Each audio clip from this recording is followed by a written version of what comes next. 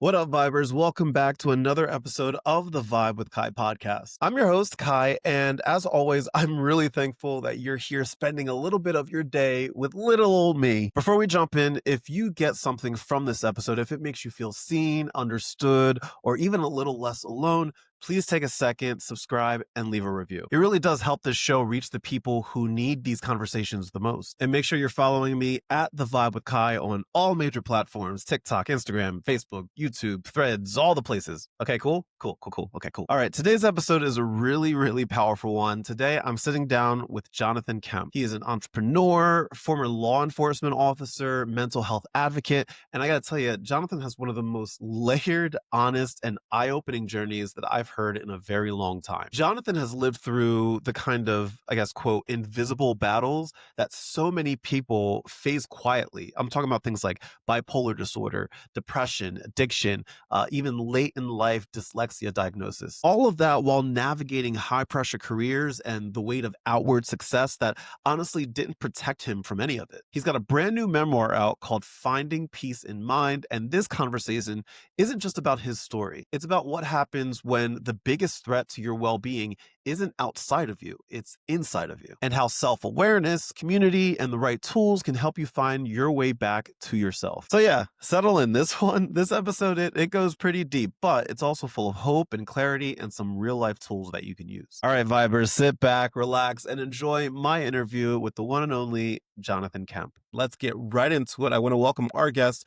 Jonathan Kemp, to the show. Hello, Jonathan. Hello. Happy day to you, my friend. Lovely to meet you, Kai, and thank you very much Yeah. for inviting me. Absolutely. I want to start at the beginning because I love your story. You've lived so many lives. I kind of alluded to this in the beginning. Cowboy, police officer, financial student, entrepreneur, all of that stuff. How did that road eventually lead you to mental health advocacy and smart wisdom? So, SmartWisdom came first, Hmm. and it was developed. I didn't actually understand the reasons behind me developing it, but so I did particularly badly at school. Convinced I was stupid. Didn't go to university, and then after about working for about 13 years, which included 12 years as a police officer. Hmm. I then went to I actually went to university. I did a 1 year postgraduate diploma, and then I did a 1 year master's degree um, in international finance, trade, and shipping. And for both of those courses, I knew that if I did what I'd always done, when I was at school, there was no way I was going to either finish them and certainly not get a good grade. So I developed Smart Wisdom as a way of helping me understand the information because it forced me to process it, which meant that it stuck much better. Right. What I didn't realize was the reason I did it was because I had dyslexia. So I had no idea at that point that I had dyslexia. And it wasn't until I was 49, so nearly, 15 years later, was I actually formally diagnosed.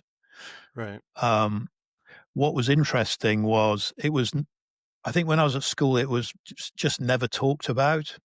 Um, I don't think we'd quite got to that point. But interestingly, I spoke to a lady who I was in the police force with. I hadn't seen her for 40 years. And I said to her, I'm dyslexic. And she went, oh, I know that. And I went, what? And she said one night duty, a sergeant gave her one of my reports and said to her, you were a teacher. What do you make of this? And she said she read it and just turned around and said, he's dyslexic. Um, but I had no idea. Interesting. Interesting. So you weren't diagnosed until 12 years after graduating. So, what was, I guess, in for so much time to go by for you, what was it like to realize that that part of your brain had been working differently this whole time? What was that like? How did you process that?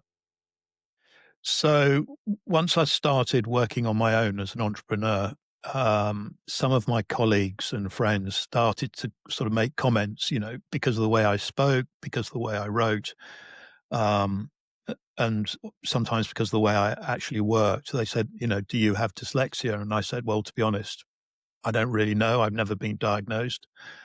Um, and the reason I got tested was that with SmartWisdom, I trained people in all sorts of big companies, and I wanted now to get scientific proof, if it was possible, that SmartWisdom really helped.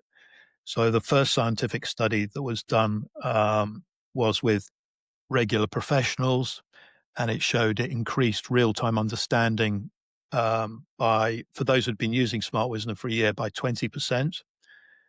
And then I decided, actually, I want to see if it helps specifically people with dyslexia. So I commissioned a second independent study, and I thought, actually, I should go and get tested myself. And that was the reason I got tested. And what was interesting on the test, I was sitting there thinking, well, I've developed all these strategies for learning and memory and thinking. If I apply these, you know, maybe the test won't show that I'm dyslexic. And I thought to myself, Jonathan, just shut up and get on with it. Obviously, I didn't say that to the psychiatrist. And anyway, so must be about 5 or 10 minutes in, I suddenly got to a question. It was a maths question, and I couldn't answer it. And my head started to spin, and it's like a crackly television. It just sort of went fuzzy. And within a millisecond, I was back at school, aged 14, trying to do my maths exams, failing again. And I started crying. So I'm a 49-year-old man who's being tested for dyslexia.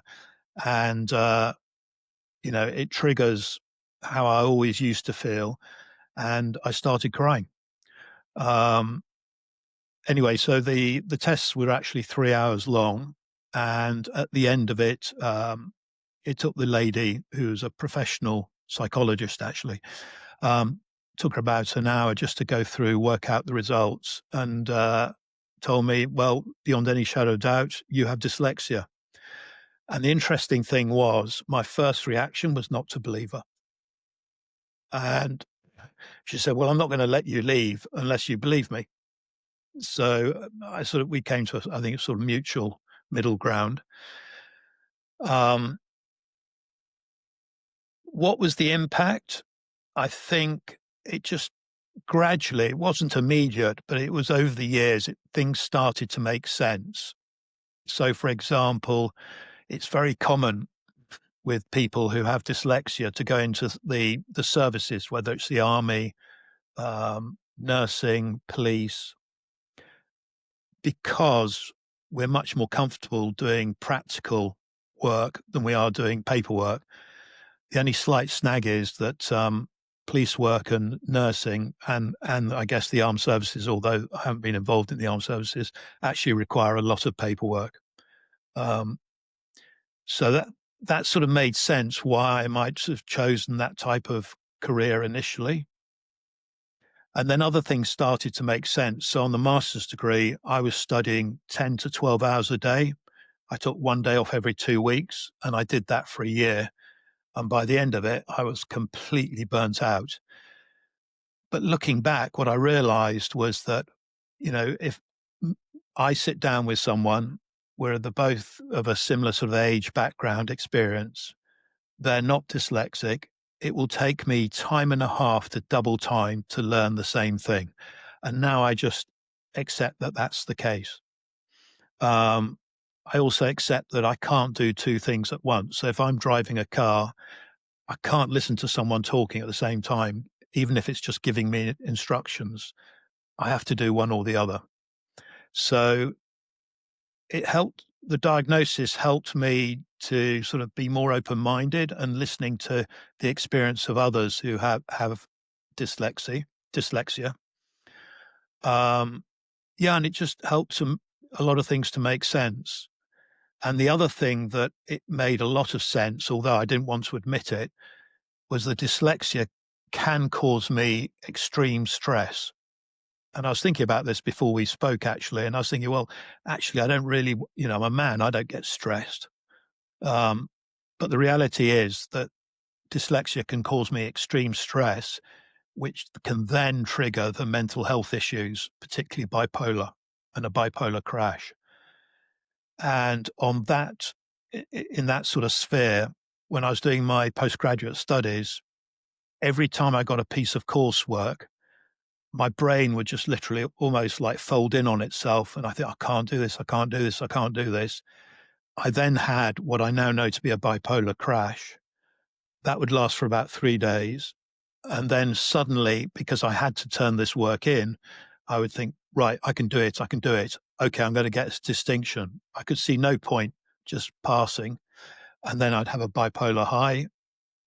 And these highs and crashes lasted for 2 years. And I had no idea what was going on. Wow. Wow. Can you, for those that don't know what dyslexia actually is, can you give a brief rundown of what exactly it is and how it can affect the person's brain? Sure. Well, an important thing is that dyslexia affects people differently. So I've had occasions where sort of dyslexia authorities have turned around and said to me, "You're not dyslexic."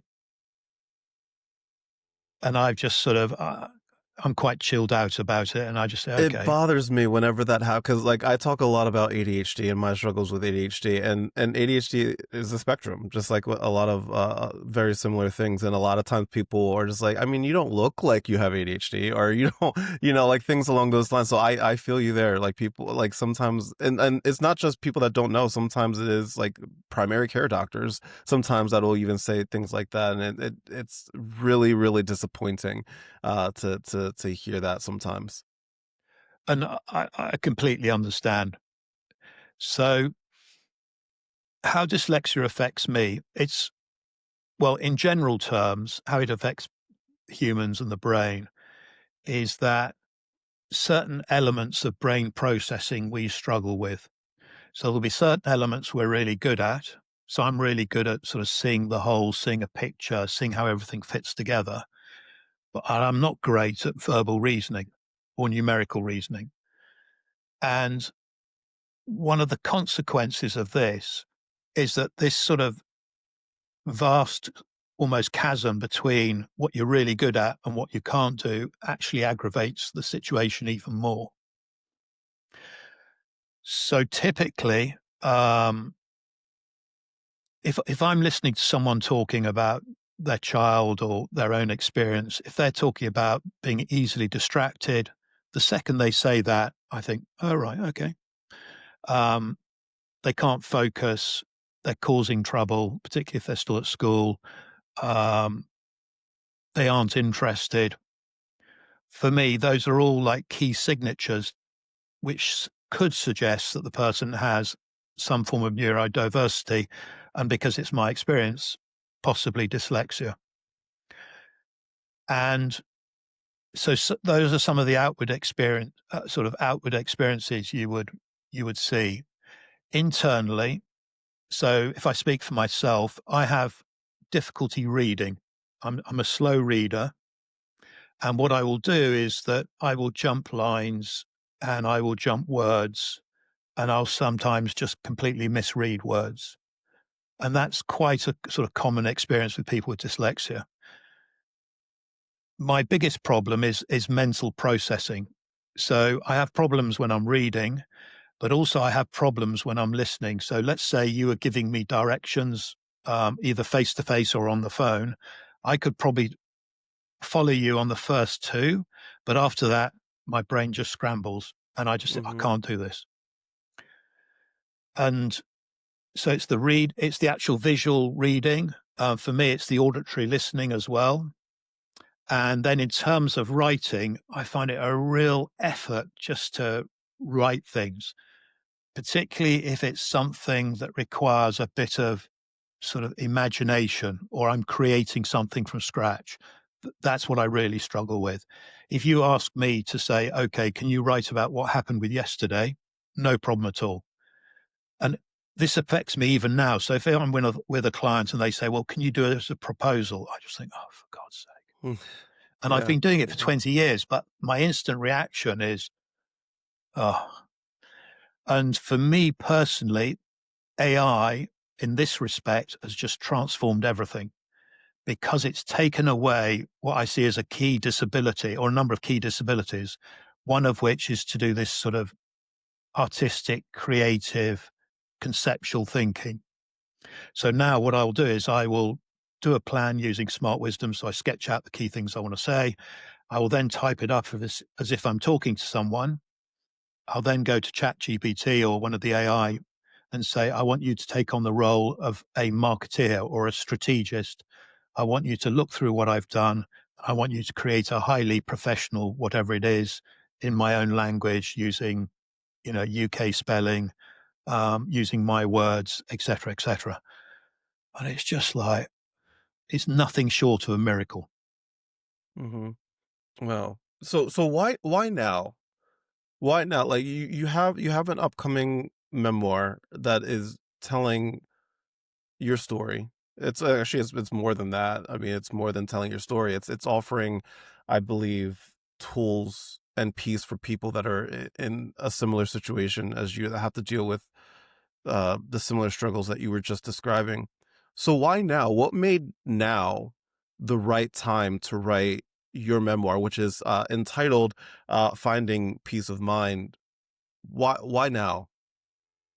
A very good question. So, running alongside the dyslexia, I also have mental health issues, and I've had them Hmm. all my life. So, Yeah. specifically for me, it's been um, bipolar disorder, which I've got bipolar disorder type 2, depression, addictive tendencies. Those are the three key main ones. And again, a lot of this is with the benefit of hindsight. The bipolar and the depression was already taking hold by the time I was about 6. So I distinctly remember when I was 6 thinking, "I wish I'd never been born. Um, I wish my parents didn't have me." And I just knew there was something wrong, deeply wrong. So I was trying to, um, figure out for a lot of my life, you know, what is the problem? And at school, I rebelled. By the end of it, I was a punk rocker for 2 years. I really didn't care, and all I was interested in was just all-night fishing and going to punk rock concerts. And I much preferred so I have a very privileged background, went to private schools, etcetera. But I much preferred doing physical activities, and a lot of that is because, it's hands-on, I can see it, I can do it. It doesn't require this sort of, like, word or numerical processing. Um And whatever I did, I was really driven as well, and I was driven, I think, consciously by 2 things, certainly by the age of sort of 19 after I'd left school. One of them was to prove I wasn't stupid, and the second was to have peace of mind. That was it. It wasn't to make money or anything else. But having said that, I refused to talk to anyone about what was going on inside my head. And for me, the first thing I sort of looked at and tackled was like some of my addictive traits. So I stopped drinking and taking drugs when I was about 20, 21, because I knew there was a fine dividing line about thinner than a piece of hair for me between sanity and insanity. And if I took a drink or a drug, I crossed over. Um, I went to 12-step fellowships, of which Alcoholics Anonymous is the most sort of well known. I went to different 12-step fellowships for about, gosh, 8, 15 years, probably 10, 15 years. But I kept having these moments where it was just like I was completely pummeled into the ground. And each time this happened, I would then think, oh, and I associated it with things outside. So I thought it wasn't because I hadn't made enough money, because I wasn't doing the right job, because I wasn't educated enough. And gradually, as I chipped away and did all of these things, didn't have any beneficial effect. So I think age about 39, I was on my way out again. I tried everything. I knew there was no way forward. And I finally agreed to go and see a therapist, which for me was like a sign of weakness, an admission of defeat, you name it. It wasn't good. And really since then, so that was in my early 40s, I was diagnosed with depression. I didn't believe them. They asked me to take medication. I refused because, again, that was for weak people. I didn't want to become addicted and so on and so forth. Um, Now, I now know I've been on medication now for 20 years, and the medication I take, which is both for bipolar and depression, I can't get addicted to them. They're to solve a medical problem. They're not there because, I mean, they do make me feel better, but they make me feel better because they're solving a medical problem. Right. I was then diagnosed with bipolar, which I didn't really understand. And to be honest, I'm now sorry, it's a very long way of answering your question. Um, when it came to COVID, so now I've got, you know, over 50 years experience of managing mental health and dyslexia, et cetera, et cetera. COVID came along and I thought, this will be easy. I know what it feels like to feel terrible. You know, I can do this with my eyes closed. It Yeah. was an absolute nightmare I'm because the sure. thing I hadn't realized was the importance of community, the importance of people. And, I'm well, interesting enough, I was looking at some of your previous podcasts about introverts, et cetera, et cetera. So for a long time, I was and would come across as very introverted. And I think a lot of that was because of my lack of confidence. Um, but there's another side to me, and this is the sort of bipolar side, which is highly extrovert. I'll go into a room full of people. I will start networking straight away, talk to everyone, laugh and joke. But then when I leave, I immediately go quiet. I want to be on my own. So during COVID, I had three bipolar highs and three crashes in quite quick succession. And by the end of it, I was just, and it was interestingly enough, and I only realized this maybe in the last couple of weeks. During COVID, I went back to what I was trying to do when I was in my 20s and 30s, which was manage it myself. And I Mm. had spreadsheets where I was trying to measure what worked and what didn't work. And I came to a point where I was just completely defeated. I was looking up at buildings thinking, is it high enough? Will I make a mess? Da, da, da. So I was thinking about calling it a day.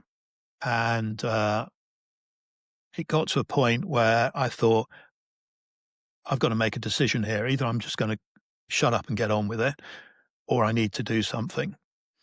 And at that point, I'd started to write a book and I'd written an emergency action plan. And what happens with me when the bipolar crash comes, it's literally like someone removes my brain. I can't think what will work, not work. And I remembered about this emergency action list and I went back to it. And number one was keep an open mind and be willing. Number two was to go and get professional medical help. And number three was to take whatever actions they suggested. And I read it, and that idea of being open-minded and willing, I just, because my natural reaction is to go back into myself and fight. But I thought, I'm finished. So I followed my own advice. It took I saw a psychiatrist very quickly. I'm very lucky in the UK, we have like free medical help. I saw a psychiatrist very quickly and she recommended I take medication. And after about 4 months or so, it started to kick in. There were a few blips along the way. And it was like a miracle. It wasn't an effort to think. It wasn't an effort to breathe. It wasn't an effort to be. It was like a complete miracle. And it's been that way for about 2.5 years, Wow. which now comes back finally to answering your question. I wasn't prepared to talk to anybody and certainly not write down my experience of, my story and also of my knowledge of what has worked for me and hasn't worked for me unless I had a period of mental stability. I couldn't face sort of talking about all of these things when I'm still facing in the middle of it all. So that was number one. The second thing was actually a sort of revelation. So I've always been really driven. I think a lot of it's to do with my backgrounds and, my family and how they made their money and et cetera, et cetera. So I had always associated wealth with money, Hmm. and I'd associated success with money, position, achievements.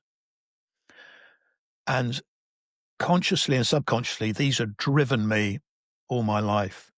And I had this revelation about 2 years ago was, hold on a second, I can define my own meaning of wealth. And then I thought, I've got huge knowledge around dyslexia. I've got huge knowledge around mental health. I mean, enormous, 20 years trying to sort it out myself, 20 years getting professional help. That that is enormous. And if I was to share that with others, it could be really valuable. And I thought, well, actually, my real wealth is exactly this. It's my experience and firsthand experience and knowledge and understanding of mental health and of dyslexia. And I thought, yeah, I can run with that. And then the second part of third part of the jigsaw was I then thought, well, what's success?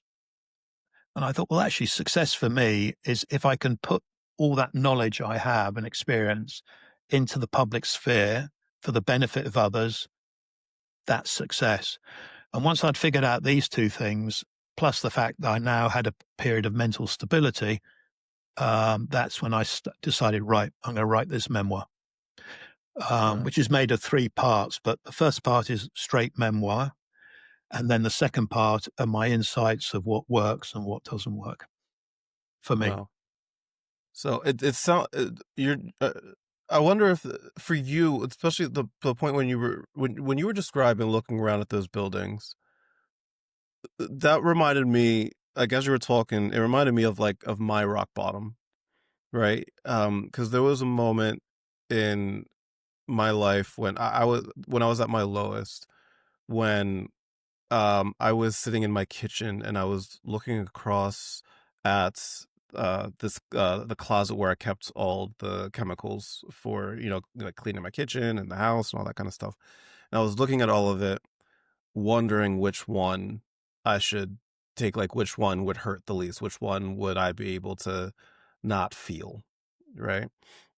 And that was the lowest point for me. And hearing you describe that, it hit close to home because I know that feeling, and I know that there's going to be a lot of people that are listening right now that are like, yeah, I know that feeling, of hitting that point and kind of like being like, wait, oh my god, you know, like, oh my god, that is something that that's happening to me, and then you have to find a way to climb out.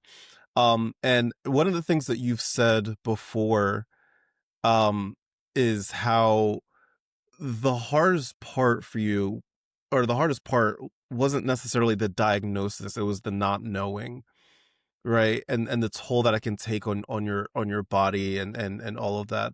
Could you go a little bit more into that about what it's like for you to not know what's happening, and the kind of and what that uncertainty can take, um what it can do to the mind and the body?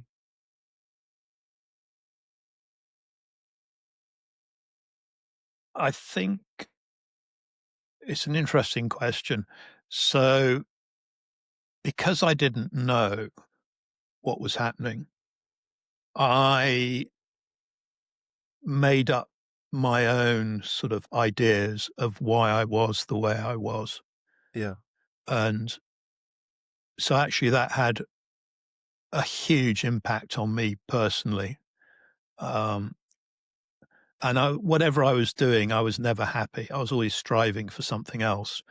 But this was because sitting behind it, I was trying to answer these 2 questions, prove I wasn't stupid, find, some sort of peace between my left ear and my right ear. Um, and so the impact of that uncertainty. So, for example, when I was in the police, it was never enough just to be in the police. So after a couple of years, I thought, I'm bored of this. Um, Actually, bored of this is not right because I made amazing friends. It was incredible work, really interesting. And actually now I really, really treasure the 12 years that I spent in the service. But at the time, it was never enough. So in my free time, I got involved in the stock market, Mhm. but I was driven. So for me, I thought, God, if I can make 1 million by the time I'm whatever it was, 25, then I'm useless, but I can just about handle that. When it nearly looked like I was about to do that, I then changed it to 10 million. And at that point, I thought, it's never going to work. Um, then I got into property development, exactly the same. And I was doing all this in my free time while serving as a police officer.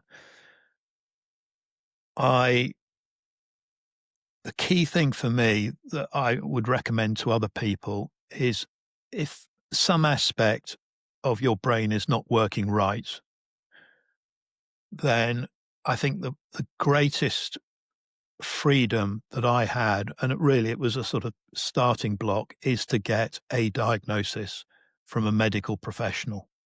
Mhm. Um, because if one can get an accurate diagnosis, and you may have to speak to a few people, but if one can get an accurate diagnosis, it then helps to explain, certainly did in my case, a lot of my thinking, a lot of my actions, but it also gave me a way of, so I could then look for help. When going on Amazon searching for books, I could get the right books. When talking to people, I could better understand whether the people I was talking to might have the same issues as me. And if they did, then we could have, a very sort of engaging and valuable conversation. So to give you an idea, I was diagnosed with bipolar when I was 41. During COVID, I can't remember, I was in my late 50s. I couldn't remember if I was bipolar type 1 or bipolar type 2. I remembered there was a difference, but if you'd asked me, I wasn't really sure. And after another crash of the 3 crashes, I bought some more books on bipolar. I hadn't read anything about bipolar for years, and I bought some more books, and one of them by a psychiatrist talked about the difference between 1 and 2. And then I thought, oh, oh, I am bipolar 2. And then I learned that there are 2 aspects of bipolar 2. There's the mania, the hypermania, where you go up, and then there's the crash, and then the depression at the bottom. But for me, the biggest revelation was what what what formed this mania, this called hypermania. And my drawer dropped to the floor. My jaw, there you see the dyslexia Mhm. is kicking in again. Yeah. My jaw dropped to the floor because Yeah. it was everything I did. It was like hyper analysis, hyper planning, hyper organizing, hyper attention, hyper socializing. And these were all my go to things to feel better. And it was just an incredible revelation because then I realized, in terms of bipolar specifically, I'd always worried about what to do when I had a crash. What's the action plan? But then I realized actually, I just need to manage and try and avoid having these highs because if I don't have a high, I don't have a crash. And it might be obvious to everybody else, but it was like complete revelation to me. Wow. So I want to dive a little bit more into the bipolar side of things. What is there? I know a lot of people have heard of it, right? And there's a lot of people obviously that have it or suspect that they are bipolar. What are some of the biggest misconceptions that you feel people have about bipolar disorder, especially from the outside looking in? I think so. When I'm answering this question, excuse me, I'm sort of also sort of mindful of people I know whose children have got bipolar and who Mhm. are now adults and how they handle that. So I think one of the biggest misconceptions is not really a misconception, it's more just a lack of understanding. Mhm. But when I say that, I had those same lacks of understanding myself. Um, so I think it's, it's a really good question. So I think with bipolar, particularly type 1, where you go into mania, um, people, if they saw someone in that condition, they probably wouldn't necessarily understand what is going on. Sure. They might feel threatened, might call the police, emergency services. But when someone's actually in that state, if you do know that it's bipolar, what they need is probably emergency hospital treatment, the right medication to bring them down, and then getting on the right medication to sort of keep a long-term balance. Mhm. Um, so I think it's a difficult one for the general population because it's something that's not really talked about. And Mhm. certainly from my perspective, I think there's also a grade of acceptance. So if you say, "Oh, I'm an addict," you just think, "Oh, right, okay." If you say, "Oh, I've got depression," you say, "Oh, poor you." You know, "Is there anything I can do to help?" "Do give me a call sometime." If you say you've Mhm. got bipolar, it's like, and this is my perception of how people feel. There's more of a, "Oh my gosh, this sounds a Yeah. bit more serious. This sounds like I need to be careful here." Mhm. And I think it is because of that element that when you have the mania, there is that loss of control. Right. Um, so the way that people uh, in charities, there's one in the UK called Bipolar UK, and what the way they describe bipolar is a faulty mood regulator. So we go through these like mood switches, and we're completely powerless. And I've tried through willpower to sort of stop myself from going up or stop myself from crashing. And I tried for years, and I'm really stubborn. I'm really focused, but I couldn't do it. Whereas with the medication, to me, it's like a miracle. I'm just on this sort of middle ground. So when bipolar comes to public attention, it'll be when more often than not when someone is high. What people don't see is when people are low because they're more likely just to stay at home or stay away from people. So when I had my crashes or my depressions, I just wanted, if I had to go to work, I would. And I remember on one of your previous podcasts, you were talking about masking, and I was really good at Mhm. masking Mhm. if people didn't know me. But if somebody did know me, it was much more difficult to do. Yeah. So I think Yeah. overall, our understanding, so we've only really understood about mental health for probably 100 years. It's all relatively new, and Yeah, it is. it's only probably in the last 40 years that people have had a better understanding of depression and bipolar. Um, and there's but and it's now that, you know, we've progressed again, and I think the biggest progression was actually COVID, where it impacted a lot of people. And it was a Mhm. combination of two things. It was COVID worldwide, so a universal experience, and social media. And Mhm. suddenly, people like you, me, we could communicate with others and see what is happening to others. And I think that's helped to make another leap in terms of education and understanding.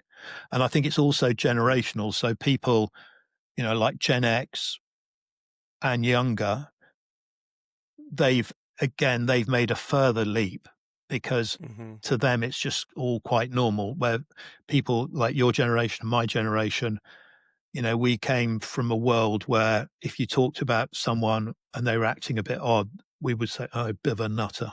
you know, Yes, off, very much so. We did off to the not loony bin. we did not talk about mental health No. in the slightest, not even. And like whenever somebody would bring up like the idea of mental health, the first thing that would pop up into my head is a straitjacket, honestly. Like somebody in a straitjacket, like bouncing off the walls. Like that's the first thing that would pop up into my brain. And you're absolutely right. The COVID played a huge role because now we're all inside of our houses and a lot of us are bored and a lot of us had nothing to turn to except, going online and hearing everybody's experiences. And that's how I was initially diagnosed myself. I wasn't diagnosed with I was diagnosed with clinical depression and generalized anxiety disorder when I was 34. Like I never thought that like that was a thing I was dealing with, but it was there and it's been there my entire life and the signs were there my entire life. We just had no idea. And hearing you talk about that, it makes me think about the word that pops up in my brain is the word curiosity, because I always say that curiosity saved my life. Like just hearing other people's story, like talk about their experiences and their struggles. And I got curious. I was like, wait, what? This sounds like an issue that I have to that I deal with every day, especially on an ADHD perspective, where I thought I was just being lazy or I thought I was just, not working hard enough. Then I hear these stories and I got curious and I feel like that saved me. So like, I'll propose the same thing to you. Do you think that curiosity saved you? Because you were creating solutions for your brain. You were talking about masking before, like, you were creating solutions for your brain before you even knew why your brain was doing what it was doing.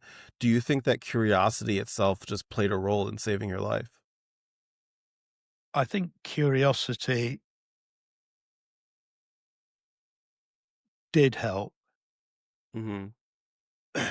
So for me, it comes out in the form of problem solving, Mhm. in that whatever I'm doing, I always look for a way to improve. It's just the way I do stuff. Um, I'm always looking to make things more effective, more efficient, more streamlined. And it's just my go to. So, in that sense, yes, curiosity has made a huge difference and played a very important part. Mhm. I think it was activated again very strongly when after my after the challenges during COVID and when I bought these books, I suddenly read them. I think curiosity really kicked in because Sure. I was reading them with a fresh eye, fresh knowledge. I kn I kn knew things were wrong, um, and so I was almost lapping up what I was, looking at and reading because suddenly everything was starting to fall in place. And the more it fell in place, um, the in a way, the more curious I was and the more I read. So curiosity has played a major part in that respect. The thing that's driven me to get help, almost without exception, is because I hit a rock bottom. Mhm. I have to be pummeled into the ground. Actually, now I think much, much less so because I haven't got the energy or the inclination to go through what I've gone through. Um, Mhm. but certainly previously, each step forward was usually kicked off by being pummeled into the ground in terms of like my brain just difficult to describe. Mhm. Yeah, my brain I just it just yeah. can't continue. Right, right. What I appreciate about your new memoir, um, you describe it as both a story and a survival guide, right? So when people get their copy of this, what are some tools and resources that you've included um, that changed your life? Like, what are some things that people can look forward to getting out of this memoir to help them navigate their own experiences? Sure. So that as I originally, I was just it was just going to be a memoir, Yeah. and then I thought, well, actually, where I can really add value is I'm highly analytical. Mhm. I'm process driven. I'm always looking for better ways of doing things. If I was to bring that to the book, that would make it much more valuable. And it sort of it grew, or that section of the book grew organically. So the first thing, which I think will be really helpful, is I wrote down, I think it was about 12 questions I had in my head, which actually prevented me from or statements which prevented me from getting help. So for example, you know, taking medicine is a weakness. Um, it means I can't handle it myself. So what I did was I wrote down what I used to think. So each one of these has got like a neat little paragraph heading. I wrote down what I used to think, and then I thought to myself, it'll be even better if I write down what I think now. So I wouldn't bat an eyelid if someone told me, Jonathan, you've got, high blood pressure and you need to take medicine to bring it down. That's really important. I wouldn't bat an Mhm. eyelid. I'd just go, okay. But for some bizarre reason, anything to do with so everything around me, whether it's my nose, my eyes, my ears, my throat, I will take medicine for. But my brain, I refused. It made absolutely no sense whatsoever. Mhm. So once I was able to accept that, then I was able to get over that hurdle. And so I had about 12 of these. Another thing I decided to put in the book was what I call foundation stones. So for me, with mental health and actually neurodiversity, the first thing I'd always recommend people to do is see a a medically trained professional in the field, um, who you trust, and to get to tell them, be as honest and open as you can, and try and get a diagnosis, whether it's a diagnosis in terms of neurodiversity or it's a diagnosis in terms of mental health. Because once you get a diagnosis, rather than it being restrictive, that actually opens up many doors because suddenly you know what you're playing with. Um, what occurred to me during COVID was that even if I got that right, which I was fortunate I did, there was still things that I needed to do to give me a good quality of life. And that was regardless of whether I was going to, seeing medical professionals, going to self-help groups, so I go to a bipolar meeting once a month, which I find incredibly helpful, run by a UK Mhm. charity. Um, there are these things which I call them foundation stones. I identified about 14 and I put them in order of priority for me. And I've said to people, well, get medical help first. But in terms of like building a good structure, it might be worth looking at these things, and maybe one of them might appeal, maybe none of them appeal, but try and find something that works for you. So, for example, for me, number one is sleep. If I don't Mm. get decent sleep, everything else goes kaput. Mhm. Um, Number two is mindfulness.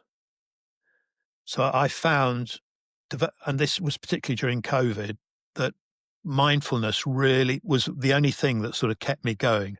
So, for example, when I was really struggling, I would focus on my breathing as I was walking around, and that's all I would focus on, or I'd focus on, the movement of my feet and my steps. So, in the memoir, there are lots of these, well, there are 14 of these foundations. And again, any one of them, either as is or tailored for you, could be helpful. And then another area that I put in, which I thought might help, was what I call my emergency action list. And step one, as I mentioned, is open mind willing. Step two, medical help. Step three, do what I'm told. Um, and then there are sort of practical things. So I put in all the books that I've read that I found helpful, and I've also put in online resources for people. Yeah, that's amazing. And I feel like when the danger isn't coming from the outside of you, but inside, it's hard to navigate that sometimes. And I'm glad that this is a topic that you are tackling, because I know that there's so many people that struggle with this when the attack isn't coming from outside, it's coming from the inside. If somebody's listening right now and they are relating to everything that you're saying right now, especially when it comes from, feeling attacked from the inside, what's the first thing that someone can do when they're starting to feel powerless because of that? So the first, because I feel all of that still, Mhm. Yeah. um, but it's not to the same extremes and not with the same ferocity or velocity or frequency. So if I'm starting to feel like overwhelmed or panicked, um, the one thing I can do, which helps me, is mindfulness. So I will focus on my breathing Mhm. until my brain calms down. And then what I then do is I then write a really simple action plan of whatever I need to be doing. And then I will start and I will focus on either the easiest, quickest, or most interesting. And again, the breathing is a form of mindfulness, and the to-do list is actually a form of mindfulness, and then actually doing whatever is on the list is a form of mindfulness. And I find this helps me to sort of calm down. If I'm with other people, the breathing in itself will also help me calm down. Yeah. Yeah. That's amazing. I very much appreciate your insight here and your time. And I have one more question for you.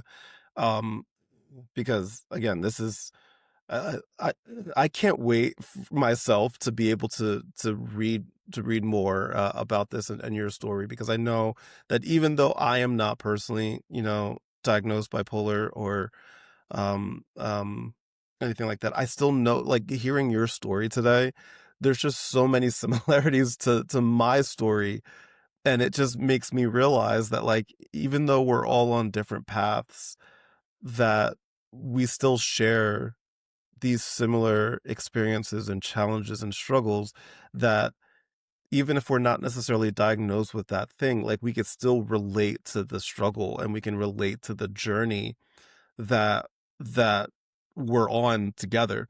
I always say that mental health doesn't discriminate at all. It doesn't matter where you are, like, I'm here in the United States, you're over in the UK, but that doesn't matter. Like, mental health doesn't discriminate. And that's why one of the benefits that again came from the COVID era was the fact that we're able to get together and share these stories now more so than ever before.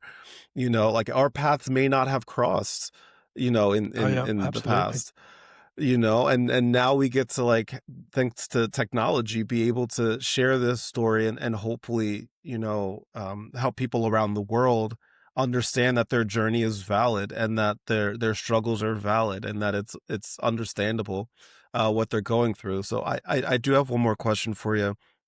um your goal is, you said, is to offer hope for people. With that said, what would you say right now to someone who's listening or watching that has lost their hope because of the journey that they're on? What would you say to them? What springs to mind is you're not alone. Mhm. Everything that you're experiencing is completely normal, and there's nothing surprising, and you can get help. But I think the key thing is that Yeah, it's nothing unusual, nothing to be ashamed of, nothing to be embarrassed of. And step one is just ask for help. Mhm. All right, Vibers, that is our episode this week. And man, I just want to say how grateful I am for that conversation with Jonathan Kemp. Seriously, the honesty, the depth, the way that he laid out what it feels like to live inside a brain that's fighting you while the whole world assumes that you're fine. That's the kind of truth that can crack somebody's shame wide open and in the best way. Jonathan, thank you so much for trusting me. Thank you so much for showing up the way that you did here on my podcast. I really appreciate it. Jonathan, your story matters, and I know that it's going to help so many people feel a little less alone in their stories. Vibers, if this episode today hit home for you, please like, subscribe, share it with someone that you care about, and more importantly, leave a review if you got a second. I really appreciate it. Seriously, it genuinely makes a difference. And don't forget to follow me at The Vibe with Kai on all major social media platforms so that way we can keep this conversation going in between the episodes every week. Also, Jonathan's memoir, Finding Peace of Mind, is officially out right now. If you want to go deeper into everything that we talked about today, the bipolar journey, dyslexia, addiction recovery, the actual tools that he uses to stay grounded, the link for his book is in the description of this podcast episode. So go grab a copy, support him. I mean, I swear it's a story, but it's also a survival guide that you can use for yourself. Thank you for being here with me. Thank you for letting this space be what it is. Thank you so much for watching and checking out the Vibe with Kai podcast. As always, my friends, much love, good vibes. I'll catch you next time. Bye.